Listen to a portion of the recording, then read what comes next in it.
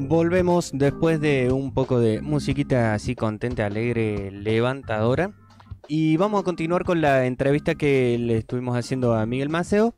Y si no recuerdo mal, lo que le preguntamos en ese momento era si las críticas que han hecho Cook y Aguren a la burocracia peronista son factibles de aplicar al contexto actual y de qué manera. A ver qué nos decía.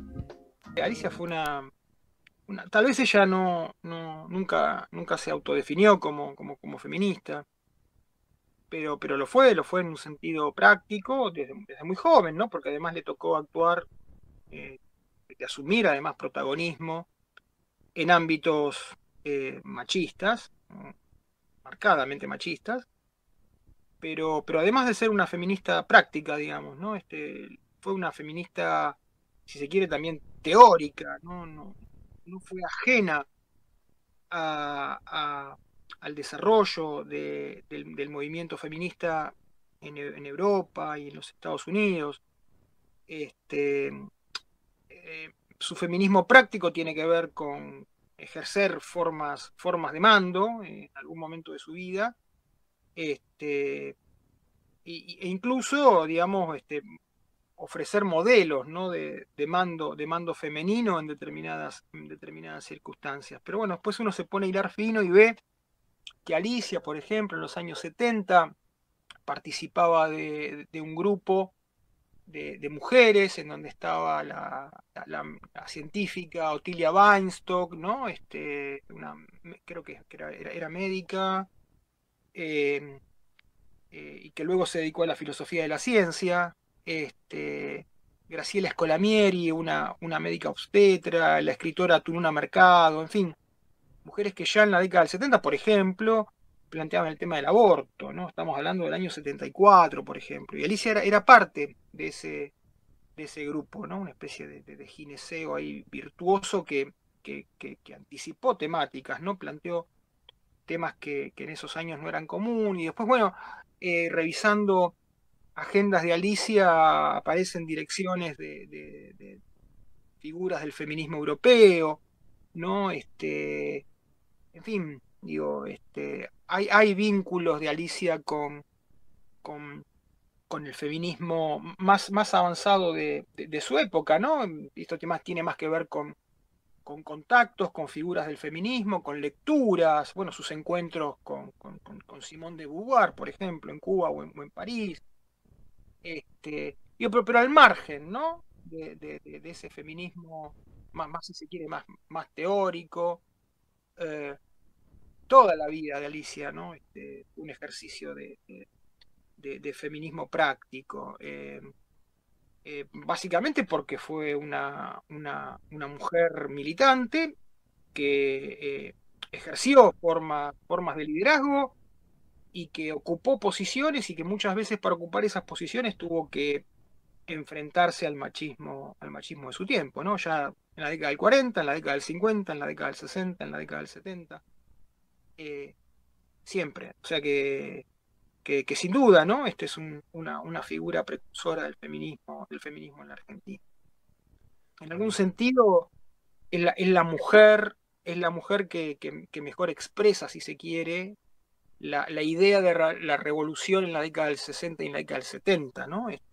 Y es una mujer, ¿no? Es, es una especie de Che Guevara, femenina, ¿no?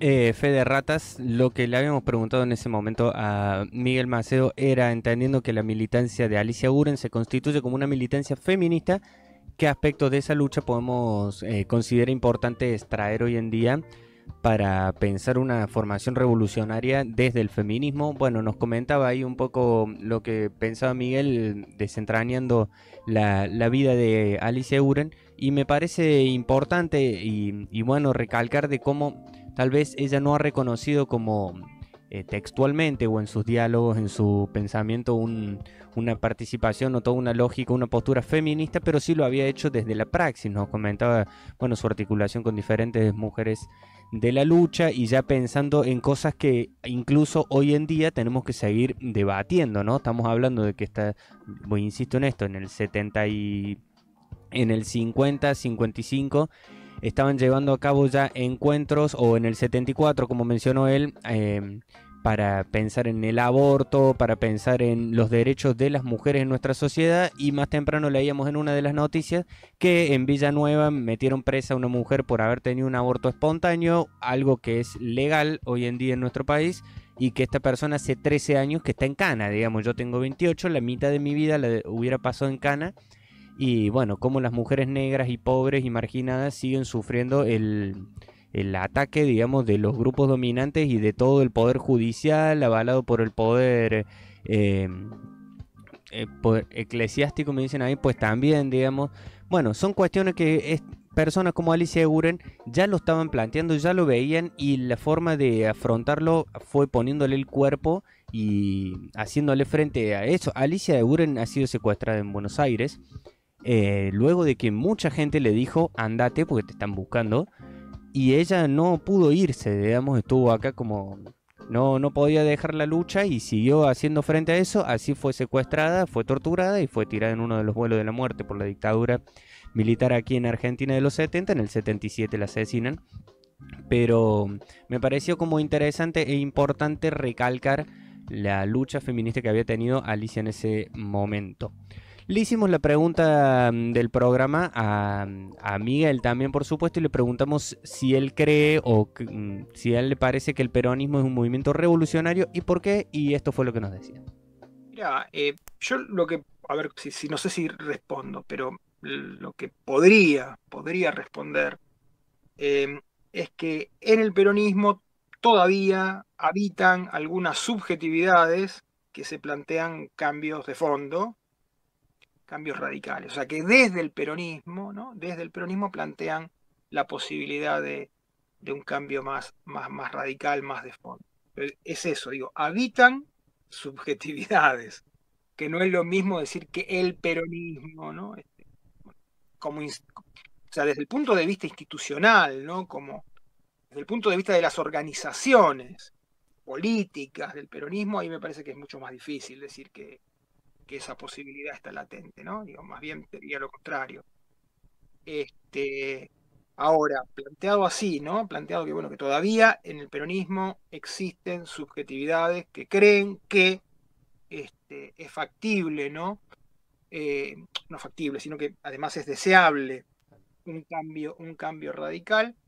Eso es así porque yo constato la existencia de esas subjetividades, porque encuentro compañeras y compañeros en los barrios, en algunas organizaciones sindicales, digo, y en distintos espacios que tienen que ver con la vida popular, en donde la identidad peronista sigue existiendo, digo, sigue siendo muy fuerte, y desde esa identidad o desde esa subjetividad, si vos querés, se plantea la posibilidad de un cambio radical, de un cambio profundo. Entonces, en ese sentido, me parece que es un universo que ninguna política transformadora puede dejar de lado, ¿no? O sea, todo el tiempo hay que interpelarlo, desde una política transformadora, de una política radical, hay que interpelar al el universo peronista, porque en última instancia es el universo de lo nacional popular, ¿no? O por lo menos parte de lo nacional popular, digo, en un sentido transformador, ¿no? En un sentido identitario fuerte y transformador, todavía sigue asociado al peronismo, o se sigue asociando, ¿no? La cultura política del peronismo. No, bueno, que siempre me parece es importante volver a figuras como Alicia y Cook. Sería importante releer sus trabajos, digo, estoy pensando ahora en la correspondencia Cook-Perón, por ejemplo, ¿no? Si uno quiere entender, no digo solamente la Argentina del siglo XX o parte de la historia argentina del siglo XX, sino digo, si uno quiere entender este país, me parece que son textos fundamentales. Lo mismo leer un libro como Peronismo y Revolución, que es un libro del año 66 y que bueno, es un libro que ayuda mucho a comprender el peronismo, si bien es un libro que tiene 60 años, sigue siendo un libro clave para comprender el peronismo. Y bueno, en la Argentina comprender el peronismo siempre fue una forma de comprender el país también, ¿verdad? Entonces eso, recomendaría la lectura directa, ¿no? De estos autores, en el caso de John, que fue más un escritor que Alicia. Alicia tiene textos, pero su oficio no fue tanto un oficio ensayístico, ¿no? Eso, digo, nada, volver a esta figura, conocer su recorrido, puede dar pistas, muchas pistas para comprender este presente, más allá del tiempo que pasó, más allá del tiempo transcurrido, ¿no? Bueno, ahí una breve pero me pareció interesante entrevista con Miguel Maceo, a quien le agradecemos mucho la participación tanto de Radio La Chispa como de este programa y los aportes que nos ha hecho con su bibliografía.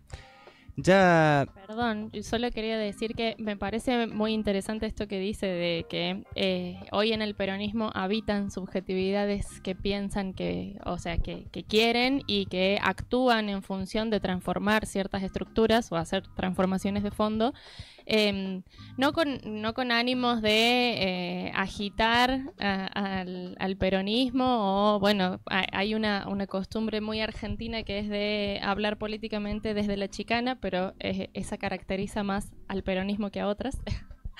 Pero lo que me parecía interesante de decir es que con los ánimos de entender cómo estudiar el peronismo o conocer el peronismo es conocer la realidad del país, también creo que es cierto que ha habido una movilización masiva de un montón de subjetividades, de un montón también de condiciones materiales de la vida de la gente en algún tiempo pasado, y que hoy eso está absolutamente diezmado, pero que precisamente es una realidad que nos convoca a conciliarnos entre trabajadores, digamos, a unirnos, a pensar realidades posibles, o sea, a pensar alianzas y pensar la unidad en función de esas transformaciones de fondo. En esto de, bueno, ahí había oyentes que hablaban de esto, de que estamos configurando, construyendo nuevas identidades políticas, o sea, para mí son motivo de celebración esto de, bueno, construir nuevas identidades políticas, quizás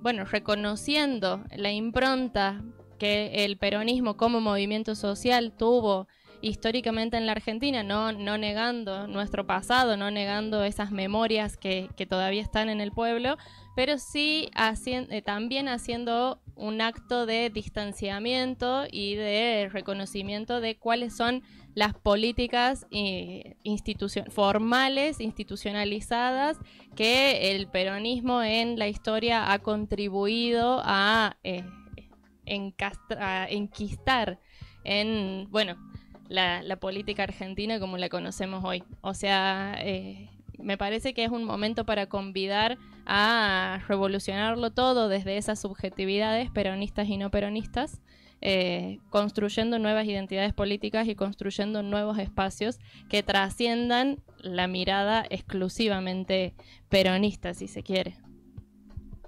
Yo quiero agregar algo. Me llama mucho la atención cómo hoy en día, o en el último tiempo, en las últimas elecciones en las que salió ganando Milei, el peronismo estaba muy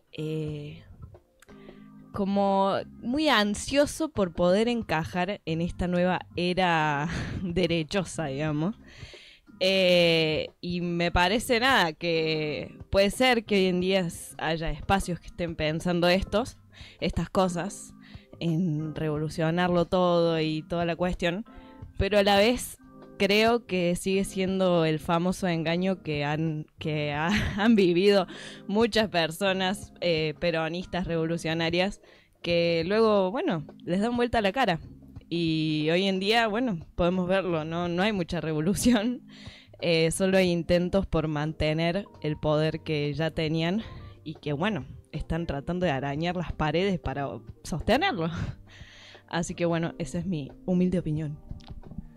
Pues sí, me parece que es importante.